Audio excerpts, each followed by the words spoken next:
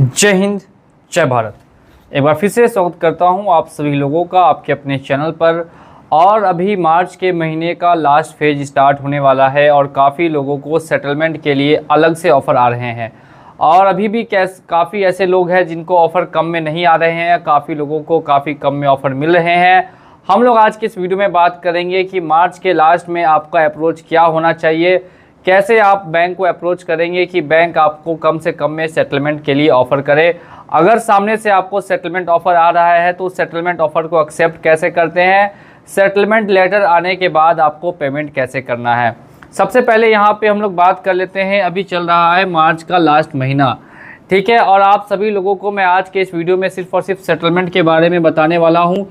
जिन लोगों को ये नहीं पता कि सेटलमेंट क्या होता है उनके लिए एक मैं शॉर्टकट में बता देता हूँ कि जिन लोगों का लोन यहाँ पे डिफ़ॉल्ट है, मान लेते हैं 1 लाख रुपए का लोन डिफ़ॉल्ट है, 1 लाख का लोन डिफ़ॉल्ट है, अगर वो इसे सेटलमेंट कराते हैं, कम पैसों में क्लोज़ करते हैं तो 30,000 में अगर क्लोज़ होता है, 25,000 में क्लोज़ होता है या फिर 10,000 में क्लोज़ होता है, तो इसको हम क्या बोलेंगे कि आपका लोन सेटलमेंट हुआ है।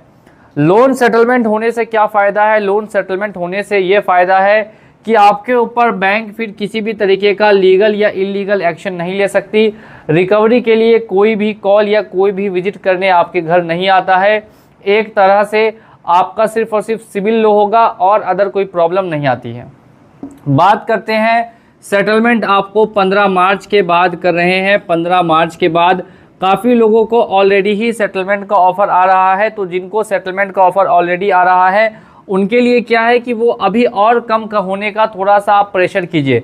अगर आपको 25% का ऑफ़र आ रहा है तो आप 15% बोलेंगे। अगर आपको 30% का ऑफ़र आ रहा है तो आप कोशिश कीजिए इसको 20% तक लेकर जाने की, क्योंकि अभी भी समय है 20 मार्च होते होते इन लोगों के ऊपर प्रेशर और बनेगा। फाइनेंशियल ईयर की क्लोजिंग को लेकर और ज़्यादा डिस्काउंट मिलने के चांसेस रहेंगे। अगर जिनको 40% का ऑफ़र आ रहा है वो भी कोशिश करेंगे कि 25% तक में उनका सेटलमेंट किसी भी तरह हो जाए।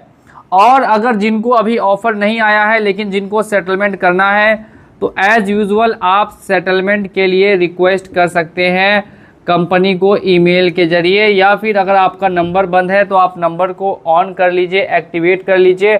और कॉल्स अगर आते हैं तो कॉल्स को रिसीव करके भी अपने थर्ड पार्टी एजेंसीज से बात कर सकते हैं सेटलमेंट के रिगार्डिंग।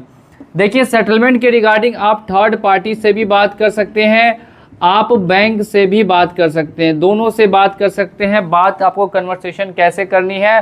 कन्वर्सेशन आपको स्टार्ट इस चीज़ से करना है कि आपका लोन डिफ़ॉल्ट है जिसे आप सेटलमेंट 10% तक में देख रहे हैं। सेटलमेंट कितने में देख रहे हैं? तो 10% तक में देख रहे हैं। अगर आप स्टार्टिंग में ही इतना कम अमाउंट बोल देते हैं तो फिर बैंक अथॉरिटी भी आपको 60% 50% बोल के नहीं, आपको सीधे वो कम से कम 30% या फिर 25% तक बोलेगी कि 30% या 25% तक होगा, या फिर कहेंगे कि 60% या हम आपको 70% तक वेवर करेंगे। वेवर का मतलब भी होता है कि 70% का डिस्काउंट। वेवर का मतलब क्या होता है? 70% का डिस्काउंट। अब काफ़ी लोगों के मन में ये सवाल होता है, सर ये जो डिस्काउंट हमें मिलता है ये हमें प्रिंसिपल आउटस्टैंडिंग पे मिलेगा या फिर टोटल आउटस्टैंडिंग पे मिलेगा? देखिए, प्रिंसिपल आउटस्टैंडिंग अमाउंट है, अगर आपने 1 लाख रुपए का लोन है जिसमें आपका प्रिंसिपल अभी 80,000 रुपये बच रहा है तो उसे हम बोलेंगे प्रिंसिपल आउटस्टैंडिंग। लेकिन फ़ाइन और चार्जेस लगा के अगर वो लोन 1,20,000 का बन चुका है तो इसे हम बोलेंगे टोटल आउटस्टैंडिंग। अब मैंने आपको काफ़ी वीडियोस में ये बताया भी है कि बैंक वाले क्या गलती करते हैं। बैंक वाले जल्दी बताते नहीं है कि रूल क्या है। अकॉर्डिंग टू रूल होना क्या चाहिए? आपका POS पे यानी कि प्रिंसिपल आउटस्टैंडिंग पे सेटलमेंट होना चाहिए।